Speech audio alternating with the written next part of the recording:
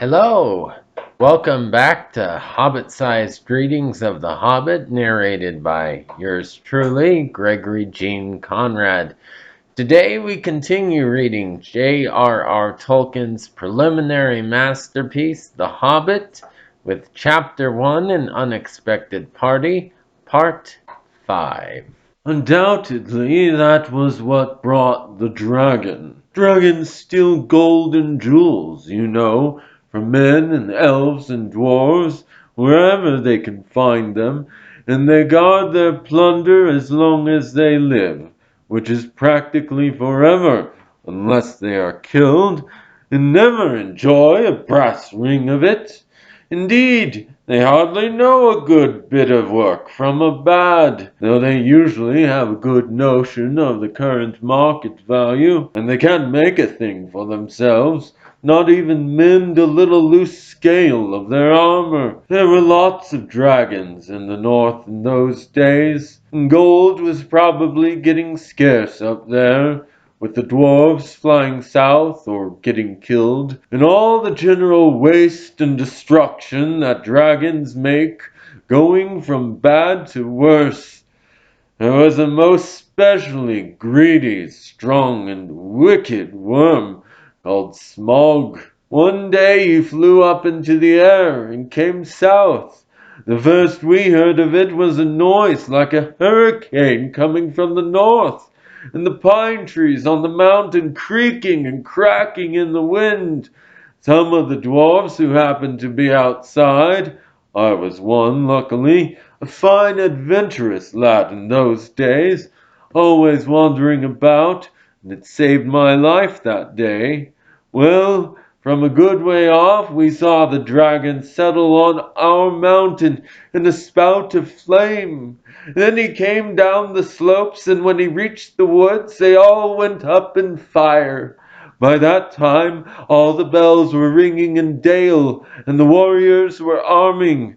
The dwarves rushed out of their great gate, but there was the dragon waiting for them. None escaped that way. The river rushed up in steam, and a fog fell on Dale, and in the fog the dragon came on them and destroyed most of the warriors. The usual unhappy story. It was only too common in those days. Then he went back and crept in through the front gate and rooted out all the halls and lanes and tunnels, alleys, cellars, mansions, and passages. After that there were no dwarfs left alive inside, and he took all their wealth for himself. Probably, for that is the dragon's way, he has piled it all up in a great heap far inside, and sleeps on it for a bed. Later he used to crawl out of the great gate and come by night to Dale, and carry away people, especially maidens, to eat, until Dale was ruined, and all the people dead or gone. What goes on there now I don't know for certain, but I don't suppose anyone lives nearer to the mountain than the far edge of the long lake nowadays. The few of us that were well outside sat and wept in hiding and cursed Smog, and there we were unexpectedly joined by my father and my grandfather, with singed beards. They looked very grim, but they said very little. When I asked how they had got away, they told me to hold my tongue, and said that one day, in the proper time, I should know. After that we went away, and we have had to earn our living as best we could up and down the lands, often enough sinking as low as blacksmith work, or even coal mining, but we have never forgotten our stolen treasure, and even now, when I will allow we have a good bit laid by and are not so badly off, here Thorn stroked the gold chain round his neck, we still mean to get it back and to bring our curses home to Smog, if we can. I have often wondered about my father's and my grandfather's escape. I see now that they must have had a private side door which only they knew about, but apparently they made a map, and I should like to know how Gandalf got hold of it and why it did not come down to me, the rightful heir. I did not get hold of it. I was given it, said the wizard. Your grandfather Thror was killed, you remember, in the mines of Moria by Azog the Goblin. Curse his name, yes, said Thorin. And Thrain, your father, went away on the 21st of April, 100 years ago last Thursday, and has never been seen by you since. True, true, said Thorin. Well, your father gave me this to give to you, and if I have chosen my own time and way for handing it over, you can hardly blame me, considering the trouble I had to find you.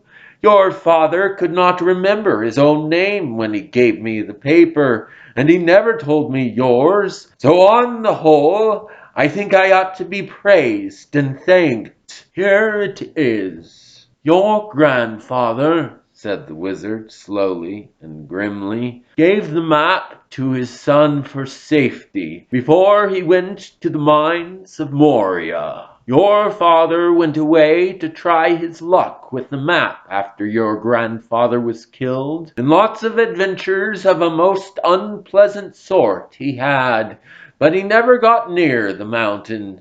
How he got there I don't know, but I found him a prisoner in the dungeons of the necromancer. Whatever were you doing there? Asked Thorin with a shudder, and all the dwarfs shivered. Never you mind.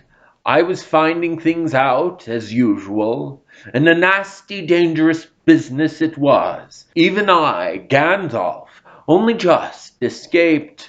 I tried to save your father, but it was too late.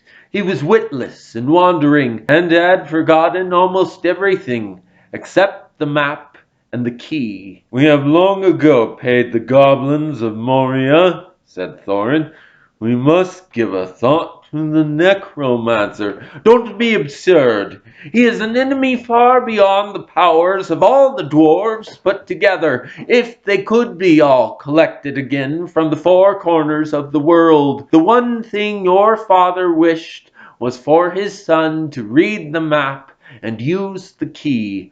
The dragon and the mountain are more than big enough tasks for you. Hear, hear, said Bilbo, and accidentally said it aloud. Hear what? They all said, turning suddenly towards him, and he was so flustered that he answered, Hear what I have got to say. And what's that? They asked. Well, I should say that you ought to go east and have a look around. After all, there is the side door, and dragons must sleep sometimes, I suppose. If you sit on the doorstep long enough, I dare say you will think of something. And, well, don't you know, I think we have talked long enough for one night, if you see what I mean. What about bed and an early start and all that? I will give you a good breakfast before you go. Before we go, I suppose you mean, said Thorin. Aren't you the burglar? And isn't sitting on the doorstep your job? Not to speak of getting inside the door. But I agree about bed and breakfast. I like 6 eggs with my ham when starting on a journey, fried, not poached, and mind you don't break 'em. After all the others had ordered their breakfasts without so much as a please, which annoyed Bilbo very much, they all got up. The hobbit had to find room for them all, and filled all his spare rooms and made beds on chairs and sofas before he got them all stowed, and went to his own little bed, very tired and not altogether happy. One thing he did make his mind up about was not to bother to get up very early and cook everybody else's wretched breakfast. The tookishness was wearing off, and he was not now quite so sure that he was going on any journey in the morning. As he lay in bed, he could hear Thorin still humming to himself in the best bedroom next to him.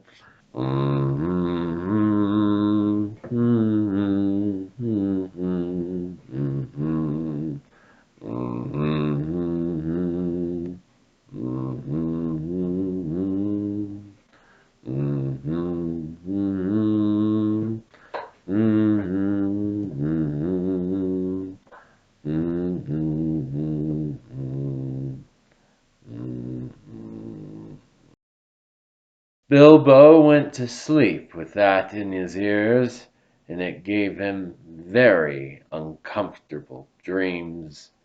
It was long after the break of day when he woke up. That's it for today.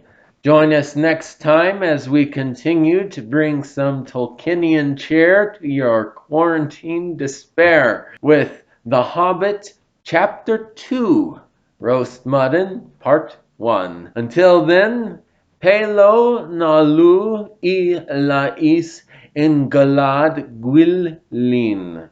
May the leaves of your life tree never wither.